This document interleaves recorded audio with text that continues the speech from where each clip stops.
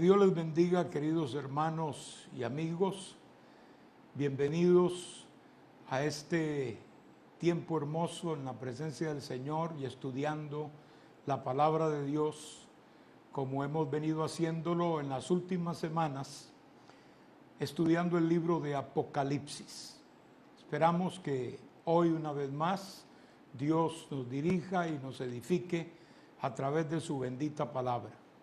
Acordémonos que el libro de Apocalipsis es un libro abierto para nosotros hoy. Es un libro que Él mismo tiene promesas para todo el que lo lee y lo guarda. Quiere decir entonces que no puede ser un libro escondido, lleno de códigos y de claves extrañas, sino un libro sencillo al cual debemos entrar con plena confianza. Hay cosas que sí son un poquito sobrenaturales, ¿verdad?, que nos ayudan pues a imaginar y a pensar y a interpretar las cosas celestiales y los eventos que se van a desarrollar en esta tierra, especialmente después de la venida del Señor por su iglesia. Pero la mayoría del libro es bastante claro y bastante literal.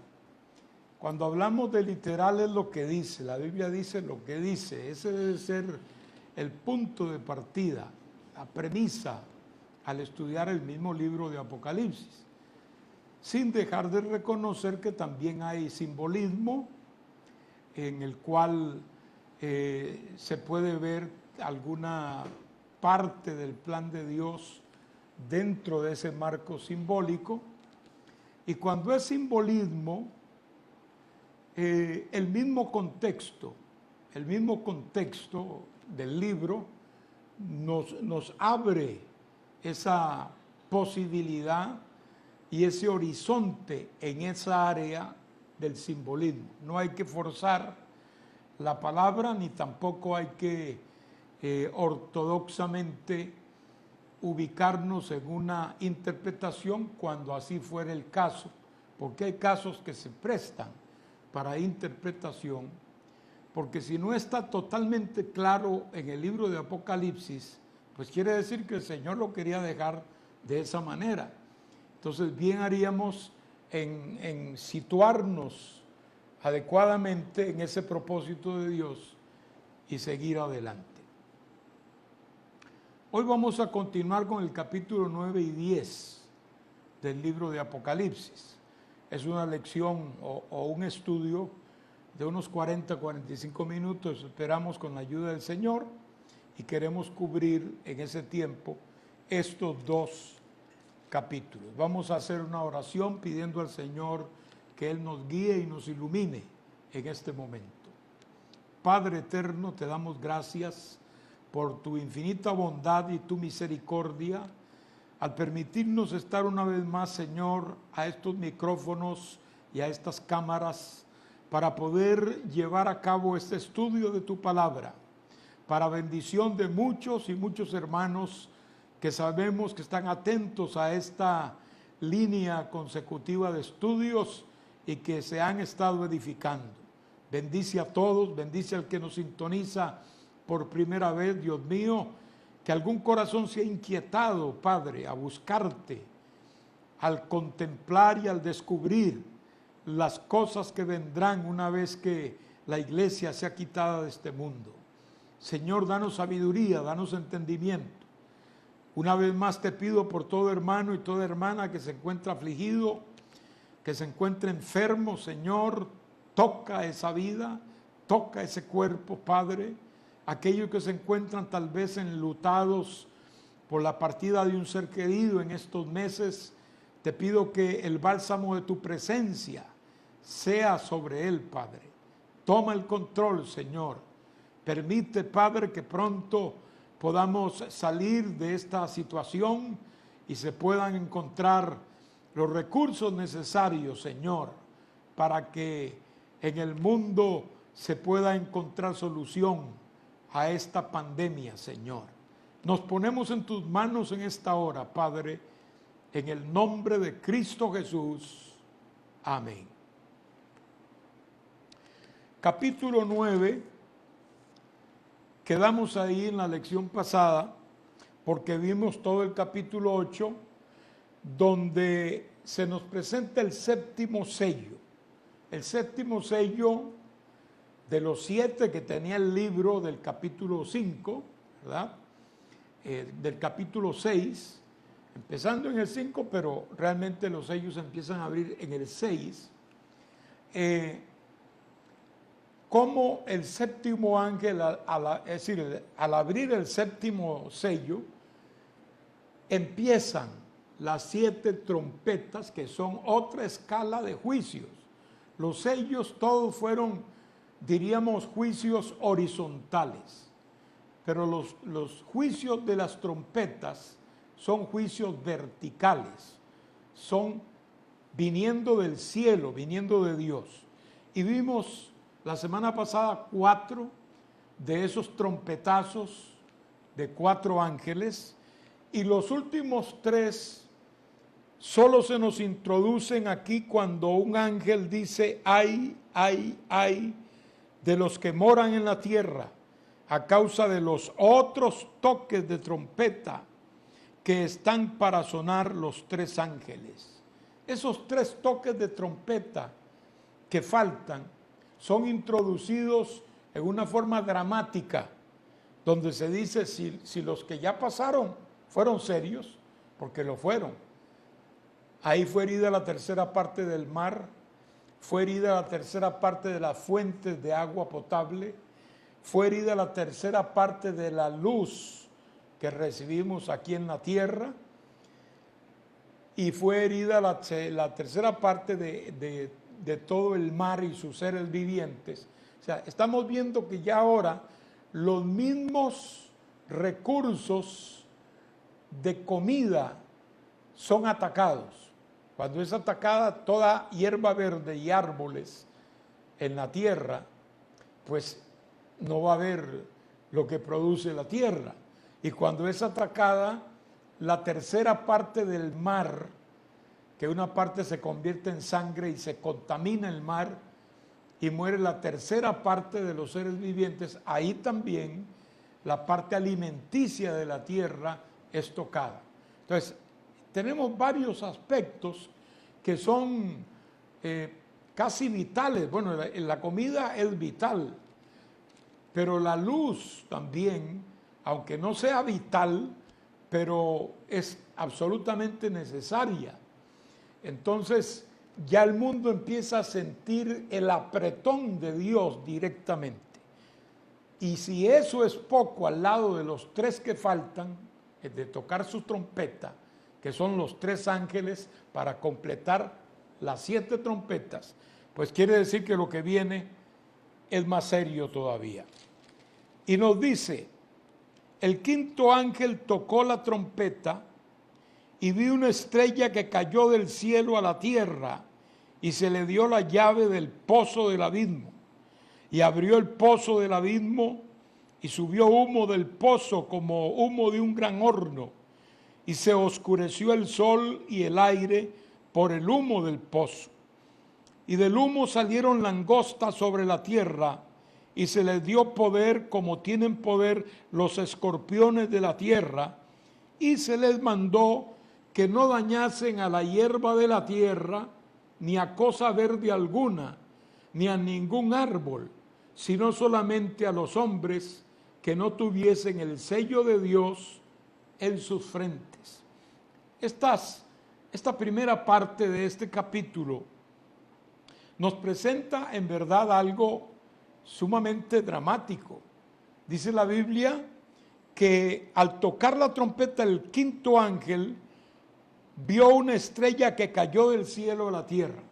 Esto nos habla de la velocidad en que este ser obedece la comisión divina, bajando del cielo a la tierra. Obviamente es un ángel de Dios, no es un ángel caído, sino una especie de querubín tal vez, y pienso yo que sería un ángel comisionado especialmente con la responsabilidad de abrir o cerrar el pozo del abismo mencionado aquí.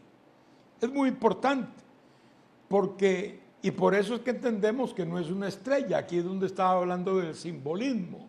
Aquí entendemos que realmente no es una estrella literal, sino que es un ángel de una jerarquía especial.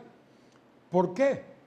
Porque se le da una llave para que abra un lugar. O sea, eso no lo puede hacer una estrella. Una estrella no tiene personalidad para eso, ¿no? Ese ángel tiene que seguir ciertos parámetros que se le dan, conforme vamos describiendo, ahora lo mencionaremos, de manera pues que no son características de algo inanimado, de algo que es solo materia como una estrella, sino de alguien con voluntad, de alguien que viene comisionado. Por eso está claro que esta estrella es un ángel. Además, recordemos que en la palabra de Dios los ángeles, Job 38:7, Isaías 14:12, muchas veces y en otros textos son mencionados como estrellas de Dios, los ángeles. Entonces no es ajeno este concepto en cuanto a que esta estrella sea un ángel de Dios, y en este caso es una especie de administrador del abismo, porque tiene la comisión de abrir y más tarde cerrar el pozo del abismo, un lugar particularmente especial. ¿Qué es este pozo del abismo? Bueno, en la Biblia hay muchos nombres que describen distintos lugares y estados del mundo subterráneo, del bajo mundo. Y estas palabras las encontramos en la palabra de Dios, y cada una marca alguna característica y también algún lugar particular. Por ejemplo, la palabra Tartarus está reconocida como oscuridad, prisiones de oscuridad.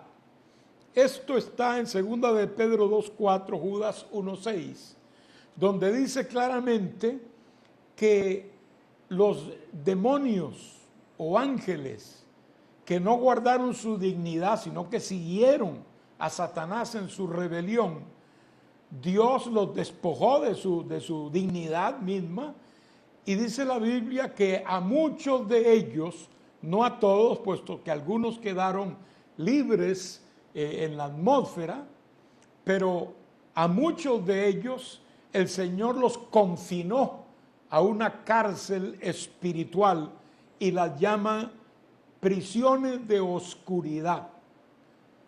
De manera que hay prisiones de oscuridad en el bajo mundo exclusivamente para demonios. La otra palabra es infierno, que es el mismo Seol y Hades, el lugar de los espíritus que han partido, y ese se encuentra en muchos textos de la Biblia, por ejemplo el Salmo 9:18, en Lucas 16:23, en la famosa historia de el rico y Lázaro. Allí encontramos esta palabra, el Hades, que también ha sido confundida con la palabra sepulcro, pero definitivamente en el sepulcro como tal no hay condiciones que sí nos describe en el Hades, que es el lugar de tormento, es el infierno. Luego hay prisiones que Dios tiene establecidas, y eso vamos a verlo aquí hoy en este estudio. Está el lago de fuego, donde irán todos los condenados, todos los que no han creído en Jesucristo, todos los ateos, todos los escépticos, todos los burladores, todo pecador no arrepentido irá un día al lago de fuego y azufre, que es otro lugar que también existe como lugar de castigo. Ahora bien, ¿por qué el diablo le tiene tanto miedo al abismo? Eso lo encontramos en Lucas capítulo 8, verso 31, donde recordarán ustedes que el Señor echó fuera aquellos demonios que vivían en el hombre gadareno.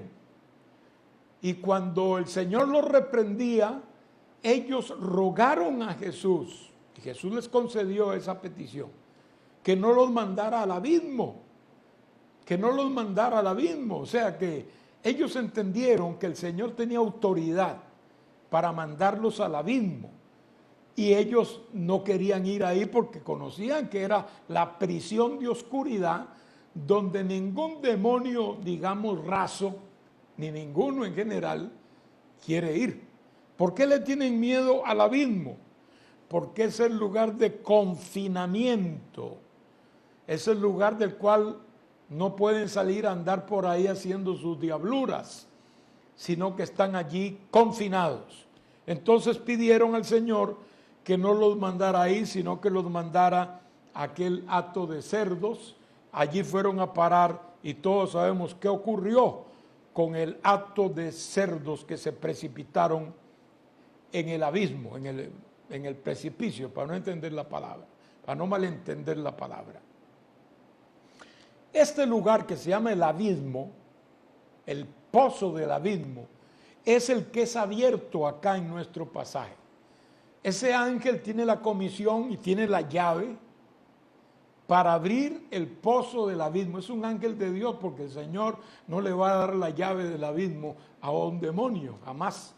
Es un ángel que sirve a Dios en ese propósito, pienso yo, como administrar el pozo del abismo en su entrada y salida. Entonces, cuando él abre el pozo del abismo, la palabra dice aquí que salió humo.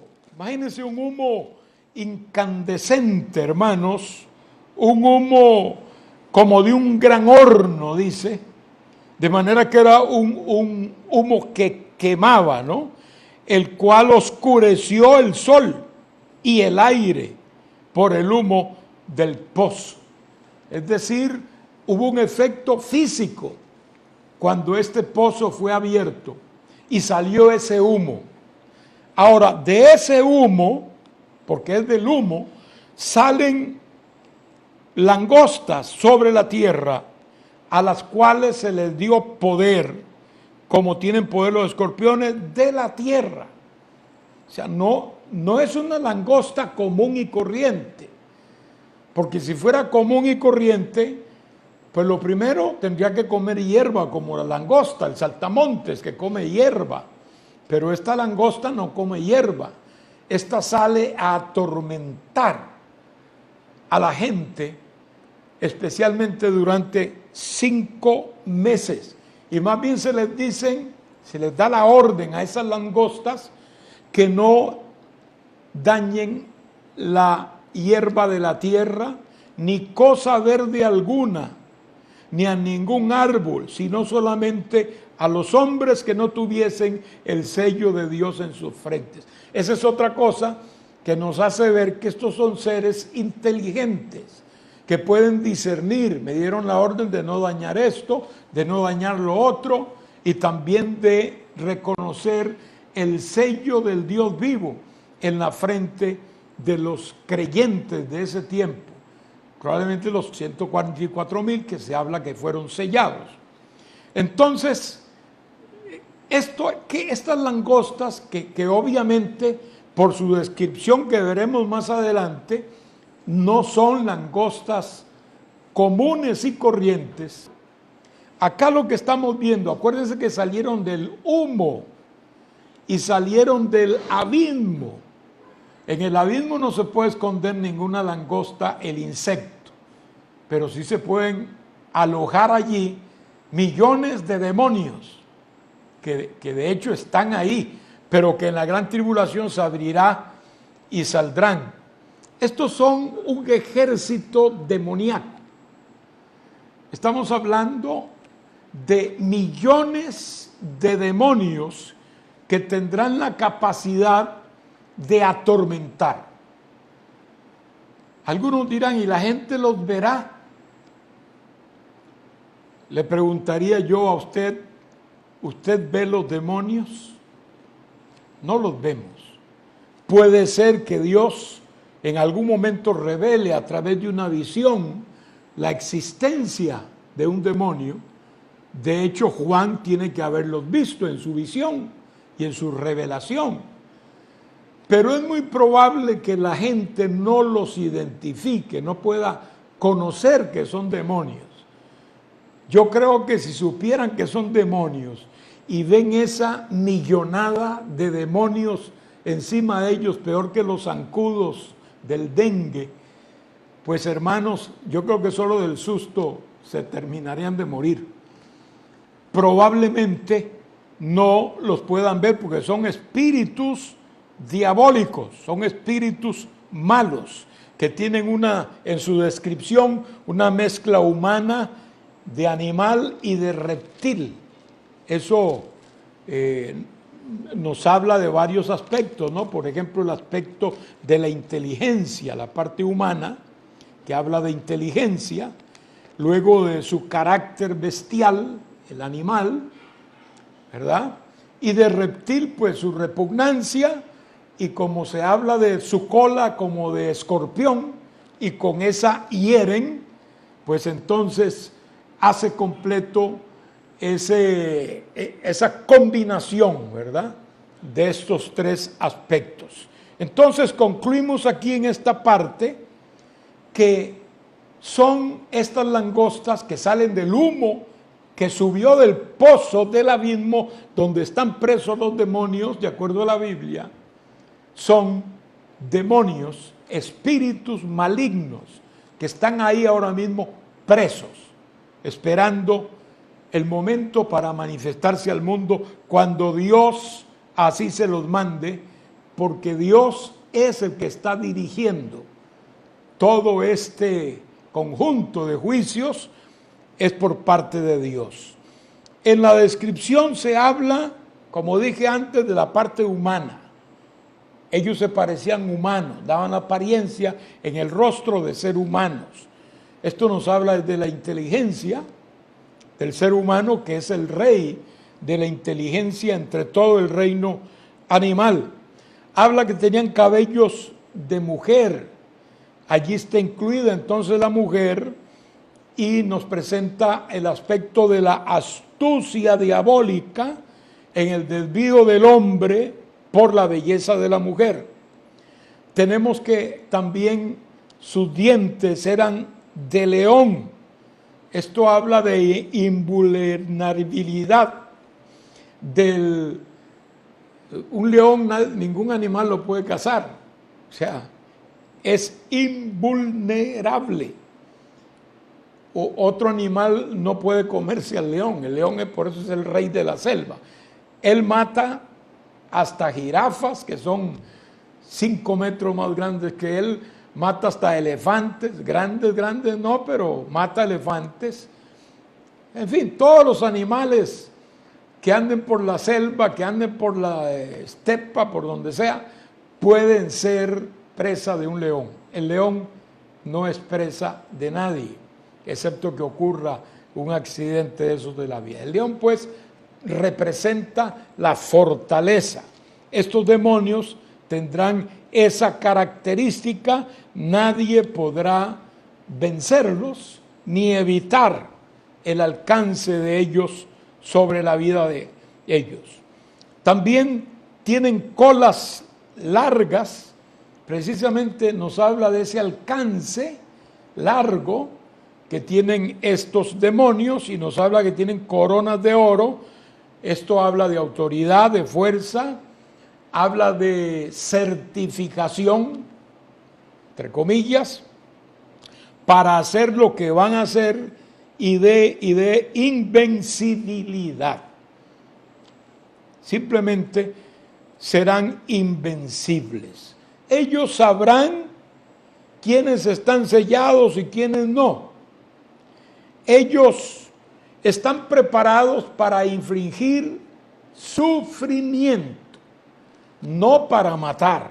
Para matar vienen otros que veremos inmediatamente, pero para infringir sufrimiento. Y esto es literal, hermano.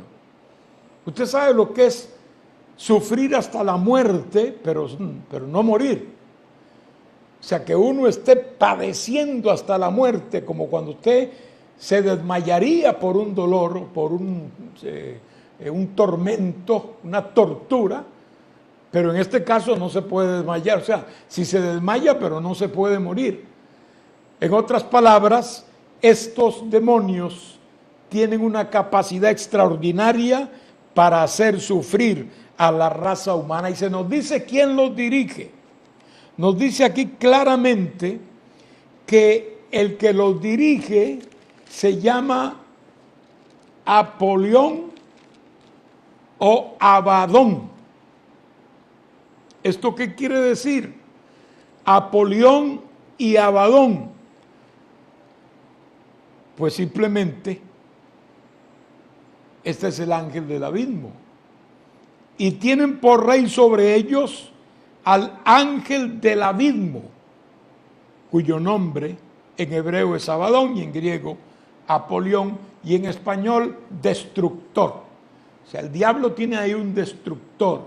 Ahí en el abismo ahora mismo hay un destructor con D grande, además de todas sus huestes satánicas, los demonios, espíritus malignos. Y usted se dirá, ¿por qué están presos esos y los demás están libres? Bueno, hermanos, lo único que puede indicar eso es que estos sí son malitos. Esto no lo soltó el Señor, porque si lo suelta no habría gente ya sobre la tierra. ¿Quién sabe qué hubiera pasado? Mire usted hasta dónde llega la misericordia de Dios, que el Señor escogió entre todas esas huestes satánicas que se plegaron a la rebelión diabólica. El Señor escogió quienes podían salir a poblar la atmósfera y usarlos para probar al género humano, Dios usarlos para eso, y cuáles no podían, precisamente por lo malos que son. Y esto no hay que andar mucho para comprobarlo. Mire que salen y en 5 meses que hacen su trabajito, porque les he dado ese tiempo, esa limitación también nos dice que son malos, porque no es que por 3 años y medio, no, 5 meses y ya. Y a los 5 meses, la palabra dice que la gente prefería morirse. La gente buscaría la muerte, pero la muerte huiría o huirá de ellos. Quiere decir que para que uno entre en una tortura en que prefiera la muerte y la busque que permanecer vivo, quiere decir, hermano, que de verdad estos sujetos son muy malos y por eso están ahora presos. Pero en la gran tribulación serán soltados para que entonces allí hagan un trabajo que tiene Dios estipulado como parte del juicio. Y yo puedo decirles que que en cada juicio de estos, no en parte, cada juicio de estos es una extensión de la misericordia de Dios. O sea, lo alcanza por 2 lados. Lo puede alcanzar la misericordia si reconoces tu pecado y te arrepientes, porque en la gran tribulación habrá gente que será salva, eso lo vimos ya. O tienes que declarar justicia de Dios por el castigo y el juicio que vendrá sobre una humanidad que por miles y miles de años Dios lo ha estado persiguiendo con amor, dando la oportunidad de ser salvos, y aún así el hombre no se ha arrepentido, y no lo harán millones en el tiempo de la gran tribulación a pesar de todo esto. Ese es el primer ay de nuestro pasaje hoy. Luego dice, el primer ay pasó, y aquí vienen aún 2 ayes después de esto. el sexto ángel tocó la trompeta y oí una voz de entre los cuatro cuernos del altar de oro que estaba delante de Dios, diciendo al sexto ángel que tenía la trompeta: desata a los cuatro ángeles que están atados junto al gran río Éufrates. Y fueron desatados los cuatro ángeles que estaban preparados para la hora, día, mes y año, a fin de matar a la tercera parte de los hombres. Y el número de los ejércitos de los jinetes era 200 millones. Yo oí su número. Así vi en visión los caballos y a sus jinetes, los cuales tenían corazas de fuego, de zafiro y de azufre, y sus cabezas eran como cabezas de leones, y de su boca salía fuego, humo y azufre. Ahora nos presenta cuatro ángeles. Estos sí son ángeles caídos. ¿Cómo sabe usted, hermano Soto? Porque es que estaban amarrados, todavía lo están, estaban atados. Usted no encuentra un ángel de Dios atado o amarrado. Cuando estaban amarrados en un lugar específicamente en la tierra, que la Biblia dice dónde, a orillas del Éufrates, pues quiere decir que no eran, y por lo que hacen después también, entendemos que no eran ángeles de Dios, sino ángeles caídos, pero, de una jerarquía de las más grandes que hay. Así como los ángeles que estamos viendo acá en el libro, donde se nota mucho sus jerarquías, un ángel, otro ángel fuerte, otro que ordena a otros cuatro ángeles, los que le dan las trompetas a los ángeles, en fin, muchos ángeles que son unos mayores que otros. Ahí se ve ese escalafón angelical. En este caso se ve el escalafón diabólico. Los demonios también son ángeles, o eran ángeles, lo único que ahora son ángeles caídos. Y en este caso estos cuatro probablemente hayan sido como querubines de ese mundo angelical anterior a la historia, del cual Luzbel era jefe. Entonces, no eran cualquiera ángeles estos que están hablando aquí, la palabra. Y dice que esos tienen un día, un año, un día, una hora específica. O sea, el Señor dice, no es cuando ellos quieren, no, es cuando llegue esa hora, ese día, ese mes, ese año, esa hora específica. No es que solo van a hacer lo que van a hacer una hora, ¿no? Ellos no tienen límite, excepto el límite mismo de la gran tribulación.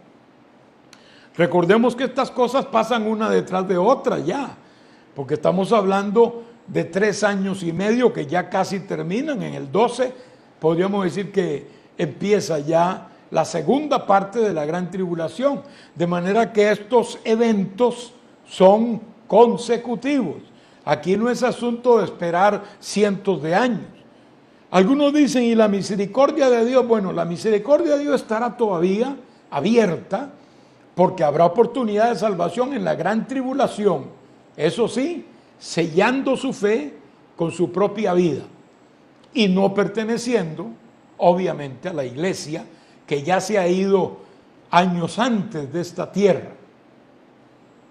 Ahí hay misericordia de Dios, pero también recordemos que este tiempo es como volver, en cierto sentido, al Viejo Testamento. Porque ya allí no se está viviendo en la gracia, la dispensación de la gracia habrá terminado ahí. Cuando la iglesia es arrebatada al cielo, eso está en el capítulo 4, como ya lo vimos, allí termina la gracia y empieza otra dispensación, aunque es la última parte, que es la semana número 7 de las 70 semanas que profetizó Daniel, como explicamos en su momento. Entonces, no hablemos de misericordia de Dios. Es lo mismo que La gente piensa ahora y dice, bueno, Dios me va a meter al cielo de todas maneras, de alguna manera, porque Dios es bueno. Y se imaginan que Dios es un abuelito bonachón, que bueno, para ese abuelito sus nietos pues no hacen nunca nada malo y tienen todo su amor y toda su compasión. Pero Dios no es eso, Dios no tiene nietos. Dios es justo. Y Dios da la oportunidad en base a su misericordia. El hombre tiene que aprovechar esa oportunidad y no pretender con las armas de Dios, que es su gracia y su misericordia, querer sobrepasar a Dios con astucia. No, Dios conoce los corazones. Y ahora, en el tiempo de la gran tribulación, no será el Dios de misericordia que conocemos hoy. Será el Dios de juicio, que también es fuego consumidor. No olvide ese aspecto. Y si usted cree que Dios es injusto en algo de lo que está haciendo, pues bueno, trate de preguntarle en algún momento cuando usted esté delante de la presencia de Él, a ver cómo le comprueba a Él su injusticia, su pecado, su apartamiento de Dios, su rebelión. Estoy seguro que hay muchas pruebas de eso en la omnisciencia divina. Pero no tienes necesidad de enfrentarte a Él así, cuando hoy puedes aceptar a Cristo como tu Salvador y tener franca entrada a la presencia infinita del Señor. Entonces, dice aquí la Escritura que estos ángeles son desatados. ¿Por qué están a la orilla del río Éufrates? Para los que han leído la historia bíblica, el Éufrates es un río que está desde el Edén. Acuérdense que ese era uno de los límites de los ríos que regaban el Edén. El Edén tenía 4 ríos, por eso no podía ser algo chiquito geográficamente. El Edén era un país que era regado por 4 grandes ríos, entre ellos el Éufrates, que atraviesa por Irak, atraviesa Siria y luego desemboca ya en el Golfo Pérsico. Es un río grande, famoso, caudaloso, muy importante en aquella área. También ese río fue parte del Edén. Quizá por eso estos demonios están amarrados por ahí, porque les gustó el Edén. Para ellos el Edén era un trofeo de victoria. Pues bueno, Dios dice, te voy a dejar aquí cerquita, y vino y les puso la soga y los amarró bien ahí y los dejó presos para un momento más adelante. Cuando ellos quieran o no, tendrán que servir a los propósitos divinos. También hay que considerar que Babilonia, que está a orillas del Éufrates también, la Biblia lo llama aquí mismo en Apocalipsis una guarida de demonios. Babilonia, que fue la ciudad más poderosa de la tierra en tiempos del más poderoso emperador y el más grande imperio que hubo, más grande por lo menos en brillo, en gloria, que fue el imperio babilónico, era una ciudad corrompida e idólatra en extremo y sobre todo entregada al ocultismo diabólico, era entregada a los demonios. Por eso es que Babilonia es guarida de demonios. Así que por ahí los demonios trabajan un tanto libres a su antojo, pensando en el Edén que perdieron también, porque ellos no pudieron disfrutar absolutamente nada de eso tampoco, y estos que quedaron presos por ahí para no llevarlos muy lejos, ¿no? Pero ¿qué dice la palabra del Señor? Dice que fueron desatados. Fueron desatados los 4 ángeles que estaban preparados para el día, mes y año, a fin de matar a la tercera parte de los hombres. Y el número de los ejércitos de los jinetes era 200 millones, yo oí su número. Así vi en visión los caballos y sus jinetes, los cuales tenían corazas de fuego, de zafiro y de azufre. Sus cabezas, la de los caballos, eran como cabezas de leones, y de su boca salía fuego, humo y azufre.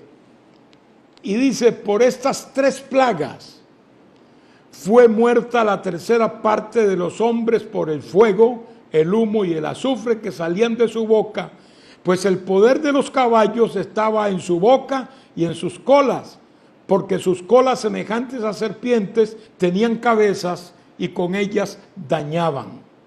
Y a los otros hombres que no fueron muertos con estas plagas, ni aún así, mire el énfasis, hermanos, ni aún así se arrepintieron de las malas obras de sus manos, ni dejaron de adorar a los demonios, a las imágenes de oro, de plata, de bronce, de piedra y de madera, las cuales no pueden ver, ni oír, ni andar. Y no se arrepintieron de sus homicidios, ni de sus hechicerías, ni de su fornicación, ni de sus hurtos. ¿Qué forma de cerrar este juicio, no? ¿Cómo reacciona el ser humano? Y estos ángeles, querubines poderosísimos, al mando de 200 millones de demonios también. La descripción es obvia, hermanos. También son demonios que están al servicio de estos querubines que toman la jefatura de los mismos y desarrollan un trabajo ahora sí aniquilador, en el sentido de que matan. Es una de las cosas que le encantan a Satanás, matar. Él mata, roba y destruye. Entonces, esto es lo que harán, y la tercera parte de los hombres, o sea, de la humanidad, morirá. Ya en el sello número 4 se habla de una cuarta parte de la humanidad que probablemente muere en ese juicio. Se puede entender, aunque no lo dice tan específicamente como acá, pero se puede deducir, sin atropellar la palabra ni nada, que por lo menos una cuarta parte de la humanidad en ese tiempo perecerá. De esas 3/4 partes que quedan aquí, otra parte, la cuarta parte, también será diezmada. Mas los otros cientos de miles que morirán en el espacio ese de los juicios, del hambre, de las guerras y de otros efectos de la actividad de demonios en la tierra, etcétera, estamos viendo ya una tierra que está diezmada prácticamente en la mitad y un poco más de sus habitantes. Eso ya va indicando mucho, porque no son solo esos, todavía faltan algunos.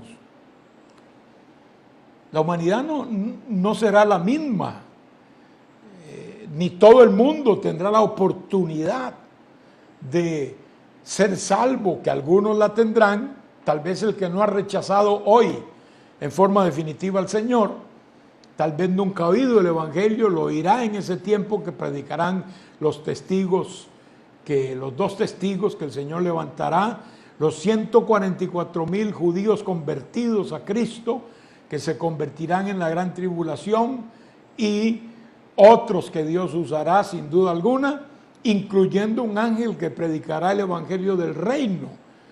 Entonces, habrá palabra, habrá mensaje. Eso sí, el que sea salvo tiene que morir para sostener su fe y su salvación.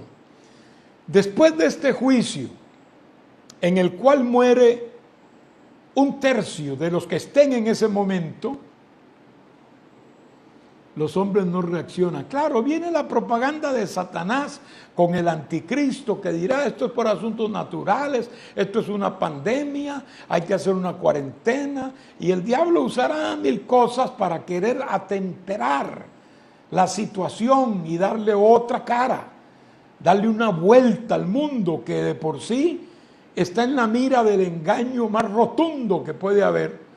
El anticristo logrará que esta gente tal vez no vea a Dios actuando, como hoy, que hay muchas cosas que el hombre no las achaca a Dios, y son de Dios, pero el hombre dice: no, eso es casualidad, eso pasa porque tiene que pasar, y no es así. Entonces, así el diablo y el anticristo convencerán al mundo. ¿Y cuál es el final de esta parte? Bueno, no hay arrepentimiento, Al contrario, siguen en su pecado exactamente igual que como lo habían sido siempre. Y no se arrepintieron de sus homicidios. Por ejemplo, el aborto, que es el homicidio más brutal y más cruel que puede haber, avalado por la ciencia médica en muchos casos, en la mayoría de los casos, y por hombres que se dicen hombres filántropos. Yo no sé dónde está la filantropía cuando matan a seres indefensos, inocentes, en el vientre de su madre, cada vez con mayor desarrollo, porque ahora hay leyes que permiten a una madre hasta prescindir de terminar de dar a luz el niño, aunque ya sea el último mes, todavía ella tiene derecho a prescindir en algunos lugares, que nunca llegue aquí a nuestros países, aunque tenemos ya países cercanos y vecinos que se han abierto las puertas al diablo en sus países, y el que le sirve al diablo mal le paga. No se arrepintieron, y así concluye el capítulo 9. Capítulo 10 es, digamos, un poquito corto relativamente, y nos lleva a otra escena. Juan cambia y está en la tierra observando, y dice: vi descender del cielo a otro ángel fuerte, envuelto en una nube, con el arco iris sobre su cabeza, y su rostro era como el sol, y sus pies como columnas de fuego. Tenía en su mano un librito abierto, y puso su pie derecho sobre el mar y el izquierdo sobre la tierra, y clamó a gran voz como ruge un león. Y cuando hubo clamado, 7 truenos emitieron sus voces. Cuando los 7 truenos hubieron emitido sus voces, yo iba a escribir, pero oí una voz del cielo que me decía: sella las cosas que los 7 truenos han dicho y no las escribas. Y el ángel que vi en pie sobre el mar y sobre la tierra levantó su mano al cielo y juró por el que vive por los siglos de los siglos, que creó el cielo y las cosas que están en él, y la tierra y las cosas que están en ella, y el mar y las cosas que están en él, que el tiempo no sería más. Ya va a sonar la otra trompeta del 7º ángel, pero antes de ello Juan ve este ángel que lo llama aquí ángel fuerte. Yo quiero decirles que hay en Apocalipsis, y este es un caso en que se puede interpretar, y de hecho, sin forzar el texto sagrado. Cuando digo el texto sagrado, es todo el conjunto del texto que tiene que ver con un tema, y también sin ser dogmático y decir yo tengo la razón. Aquí no se dice específicamente quién es este ángel fuerte. Entonces deberíamos tener en cuenta que si Dios no lo dice, que podría haberlo dicho, pues tengamos respeto a ese silencio de Dios. No obstante, a nivel, ahora sí, como de un pensamiento, de una concepción en la mente nuestra, sí podemos especular, diríamos, un poco sobre este ángel. Yo sé que hay muchos que piensan varias cosas, por ejemplo, que este es un ángel nada más, tal como lo dice aquí, un ángel fuerte. Eso hay que respetarlo. Yo creo que no era un simple ángel. Este ángel fuerte se describe, cosa que no hace el capítulo 5, que habla de un ángel fuerte también, y otros textos que hablan de ángeles importantes, como ya hemos explicado, pero no se describen esos ángeles. No hay una descripción detallada de los mismos.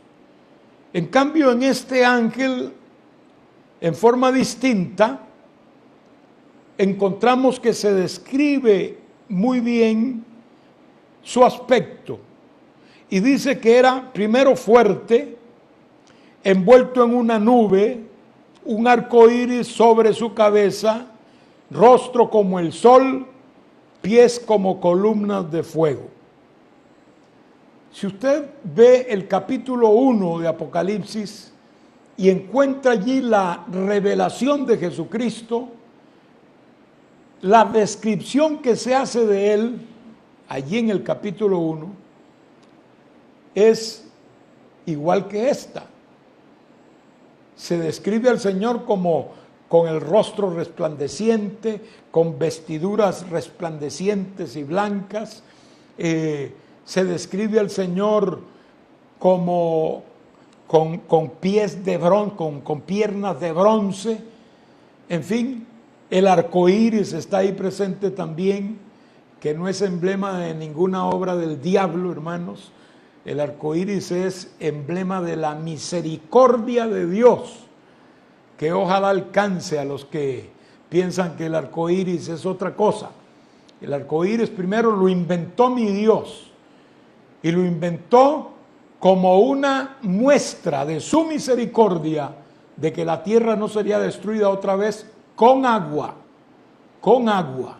El Señor no dijo, la tierra no será destruida más. No, dijo, no será destruida con agua otra vez. Y puso entonces el arco iris, que es una señal divina. No es el eslogan de ninguna organización, ni mucho menos de ningún pecado humano. Entonces, el arco iris está ahí presente. Toda la descripción que se hace de la cabeza, del rostro, de los pies, como columnas de fuego, del arco iris, etcétera, que venía envuelto en una nube, todo eso se describe del Señor Jesucristo en el capítulo 1. También es importante ver que en la Biblia el Señor sí es mencionado como ángel. Es cierto que acá podría haber dicho el Cordero perfectamente, eso es verdad, pero el Señor es mencionado muchas veces en la Biblia, en el Viejo Testamento, como el ángel de Jehová. Eso es indiscutible. Está llena la palabra en el Viejo Testamento desde los tiempos de Abraham, donde el Señor se le manifestó en esas teofanías como el ángel de Jehová, pero que era adorable, lo adoraban, le ofrecían sacrificios. O sea, si no hubiera sido la segunda persona de la Trinidad, sino un ángel normal, nunca hubiera aceptado adoración o sacrificios de ningún devoto, pero allí lo hizo. Lo hizo porque el ángel de Jehová en el Antiguo Testamento es Jesucristo. Por eso dice Juan, al Padre nadie lo vio jamás. El unigénito Hijo que está en el seno del Padre, Él lo ha dado a conocer. O sea que el que vio a Dios antiguamente, y lo vio Jacob, lo vio Abraham y un montón más, no vieron a Dios el Padre, vieron la segunda persona de la Trinidad, que también es Dios, es decir, a Jesucristo. Y hasta lo vieron en una preencarnación totalmente humano, con cuerpo humano, como si fuera un hombre, porque esa es la preencarnación de Cristo. Recuerden que el hecho de la preencarnación de Cristo no ocurre en Belén de Judea hace cerca de 2000 años. Sí, ahí ocurre para manifestarse ya a la humanidad, pero la preencarnación del Verbo es un hecho perdido en el tiempo eterno casi. Eso está en el arcano divino y obviamente es poca la revelación que hay, pero sí la hay, de que es un hecho anterior a la misma realización del mismo. en el propósito de Dios. Entonces, pues bueno, mi humilde opinión es esa, pero respeto, porque tampoco puedo decir que esto sea exactamente y sin lugar a dudas, y acéptenlo porque esto es. No, esa no es la actitud. Entrar a pasajes así como este, hay que entrar con una actitud de humildad y de reconocer, hermanos, que hay cosas que todavía nos falta conocer y Dios nos las dará un día. Hay detalles sobre este ángel que también se menciona ángel fuerte. Acuérdense que al Señor Jesucristo se le llama Dios fuerte, Padre eterno, príncipe de paz. Esa palabra que solo se le llame ángel fuerte no es tampoco definitoria de si es o no es Cristo. Y dice aquí que otra cosa antes que se me vaya, el hecho de decir es Cristo o es un ángel fuerte, tal como lo dice ahí, no tiene ninguna implicación para nuestra fe misma, ni mucho menos para nuestra salvación u obediencia. O sea, no es un pasaje que determine que si no lo tienes claro de esta manera, pues estás mal. No, ese no es el caso en esta situación. Es como cuando se nos dice en el capítulo 13 que la marca de la bestia es 666. Y nos dice, esto es para la mente que tenga entendimiento, que tenga discernimiento. El número es este. O sea, que nos da la apertura para pensar, para orar, para pedir revelación, para buscar y escudriñar y llegar a una conclusión. Nos da esa oportunidad. Así que no estamos ante un libro con candados y cadenas, sino un libro abierto. Y dice aquí que ese ángel que menciona aquí, el ángel fuerte, clamó a gran voz como ruge un león. Y cuando hubo clamado, 7 truenos emitieron sus voces. Qué interesante es esto. 7 es el número de Dios. Dios muchas veces habló con voz de trueno, tanto en el Antiguo como en el Nuevo Testamento. Porque en el Nuevo Testamento una vez Dios el Padre habló y lo confundieron con un trueno. No, es un trueno. No entendieron que el Señor estaba allí y que el Padre lo apoyó desde las alturas cuando el Señor estaba en una actitud intensa en su presencia. Así que el hablar en forma de trueno o usar el trueno como símbolo de su voz no es nuevo, existe en la Biblia en muchos pasajes. Número 7 es el número perfecto, como hemos estado viendo, que abunda en el libro de Apocalipsis. Entonces, 7 truenos está hablando de la voz perfecta de Dios. Es Dios hablando en una forma total, en forma, en este caso, de 7 truenos. Entonces, era una voz que hablaba porque Juan iba a escribir. No es un trueno que sonó como lo oiríamos nosotros. Si no, vuelvo a repetir, el contexto nos ayuda en esto. Realmente era una voz audible en forma de trueno, de 7 truenos. Y Juan iba a escribir, pero le dicen, no escribas. Eso no debes escribirlo. Sella las cosas que los 7 truenos han dicho y no las escribas. Y luego el ángel que vi en pie sobre el mar y sobre la tierra implica autoridad sobre tanto la tierra como el mar. Un pie sobre un lugar y otro pie en otro. Mar y tierra implica la soberanía de él. Y juró por el que vive por los siglos de los siglos, que creó el cielo y las cosas que están en la tierra, el mar, etcétera. Juró que el tiempo no sería más. Que el tiempo no sería más. Esto de jurar, Dios juró. O sea, algunos dicen, pero ¿cómo Cristo va a jurar? Dios juró una vez, le juró a Abraham por él mismo. Y le dijo aquel pacto que cuando se habían partido aquellos animales y él pasó por en medio en forma de antorcha de fuego, y de esa manera vino el juramento de que a Abraham Dios le iba a cumplir lo que le había prometido. Entonces, el hecho de que Dios jure, no le veo yo, con el perdón, mayor implicación. Es cierto que está jurando por el que vive por los siglos, pero es que Él es el sujeto a jurar. O sea, ¿por quién hay que jurar? Es por Él, ¿no? Eso es muy simple.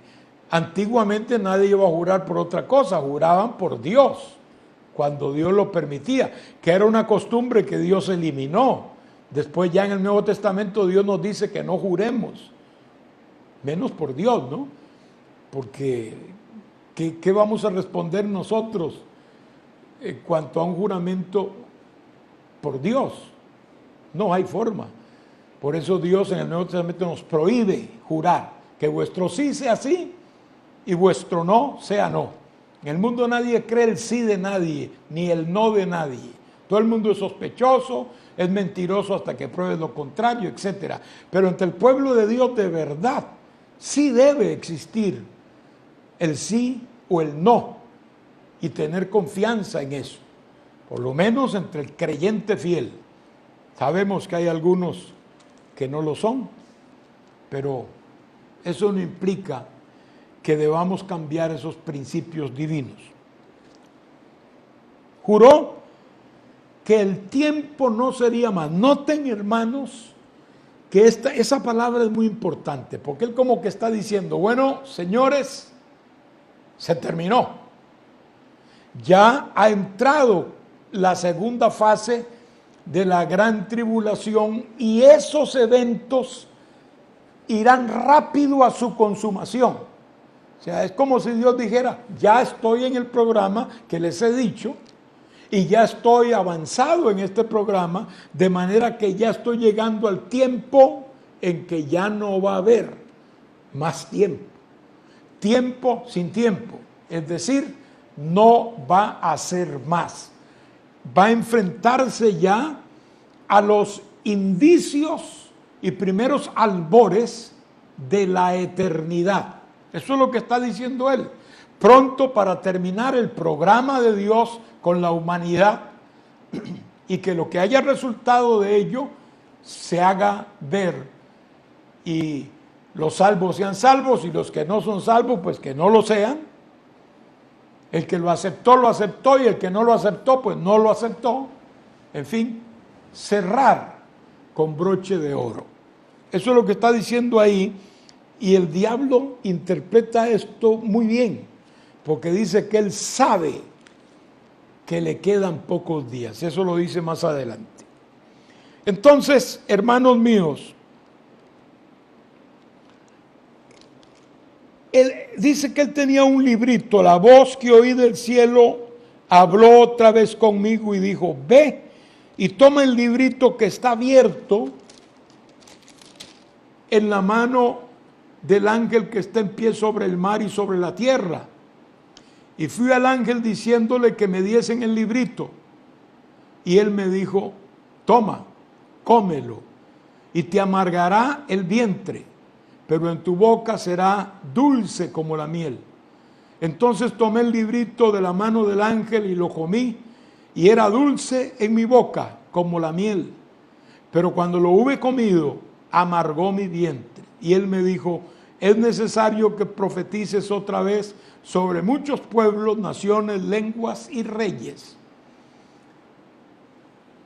Está interpretando que eso que acaba de hacer, comer el libro, es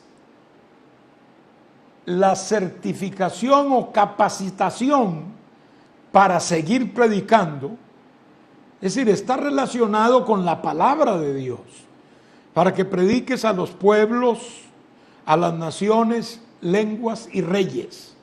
O sea, para que sigas predicando porque has comido la palabra. Este librito, sin duda alguna, es símbolo de la palabra de Dios. Hasta hay quienes interpretan que es el libro de Daniel, que es el único libro que se habla en la Biblia que está sellado, porque Daniel mismo no entendió, quedó abismado, quedó perplejo por lo que le fue revelado.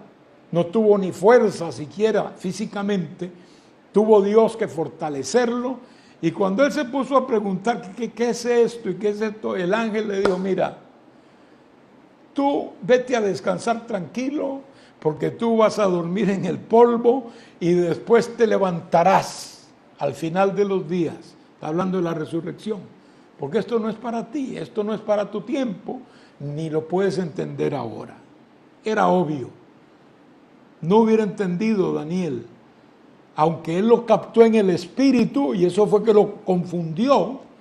No obstante, él no hubiera captado lo de la iglesia, por ejemplo, lo de la gran tribulación, no lo hubiera captado. Él habló del anticristo, pero no del marco en el que se moverá realmente el anticristo. De manera que era algo que él no podía digerir en aquel tiempo. Entonces Dios lo mandó a sellar. No, sella el libro, que esto no es para tu tiempo. Entonces hay quienes piensan que este librito es el sello profético, ese que estaba abierto ya, porque el libro tampoco es el libro que aparece al principio de los sellos. No es el libro aquel que estaba, el rollo que estaba en la mano derecha del que estaba sentado en el trono, capítulo 5, sino un libro que es un librito abierto. O sea, no lo menciona como un rollo o un libro, sino como un librito, o sea, un libro pequeño relativamente hablando. Así que, en síntesis, si es el libro de Daniel, pues caería muy bien. Si no lo fuere, de todas maneras está relacionado con la palabra de Dios. ¿Por qué es dulce al principio y amarga después? Porque la palabra es dulce al principio. Tú ves las promesas de Dios y recibes la bendición de Dios, pero después Dios te retrata y te hace ver y te enfrenta con tu pecado. Y entonces te hace ver la seriedad de relacionarse con Dios. Y esto es donde hay amargura. Aquí es donde empieza a caer mal y en muchos casos produce una indigestión al extremo en la persona y hasta lo aleja entonces de esa palabra, quiere deshacerse de ella. Pero nosotros no, nosotros sea amarga o sea dulce, nosotros la queremos. La palabra es agridulce, tiene esos dos aspectos y para nosotros es buena. Así es que entonces termina este pasaje, hermanos, y la invitación del Señor, del ángel fuerte, es necesario que profetices otra vez sobre muchos pueblos y naciones y lenguas y reyes. Entonces, espero que la explicación de si es un ángel o es Cristo, pues le ayude en algo, hermanos. En lo personal, yo quiero concluir en esta parte que si a mí me describen a alguien que es fuerte, que está envuelto en una nube de gloria, con un arco iris sobre su cabeza, su rostro como el sol, sus pies como columnas de fuego, tiene autoridad sobre el mar y la tierra, tiene en su mano la palabra, ruge como león, los truenos emiten sus voces y levanta su mano al cielo para jurar por el que vive por los siglos de los siglos, pues se me parece a Jesucristo, hermanos. Esa es la verdad que yo siento. Pero repito, respeto la opinión de quien no lo ve así. En la próxima, si Dios quiere, vamos a estudiar, como es la continuación, capítulo 11 y 12 del libro de Apocalipsis.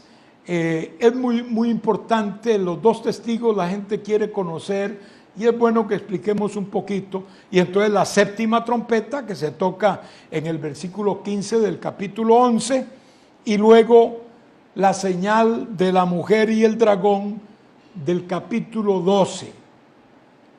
Porque quiero coger el capítulo 13 lo más solito que se pueda, porque allí hay mucho que tenemos que ver. Ya entramos a la segunda parte, en ese caso, de la gran tribulación. Los últimos 3 años y medio, que son los del gobierno del anticristo, en propiedad, pero ahora como enemigo del pueblo de Israel. Que Dios les bendiga, amados hermanos. Oremos dando gracias a Dios. Padre, te damos gracias, Señor, por tu palabra que nos has concedido estudiar, porque entendemos por tu palabra, Señor, que este libro es precioso y que está abierto para nosotros. Danos sabiduría, bendícenos, guárdanos, danos reverencia al estudiar tu palabra, Señor, y concédenos la sabiduría sobre todo, Señor, para poder recibir y aplicar tu bendita palabra. Gracias por todo, gracias por el equipo de ayuda y gracias por todo tu pueblo que se involucra para que esta palabra pueda salir al aire, oh Dios. En el nombre de Jesús, amén. Que Dios les bendiga, amados hermanos.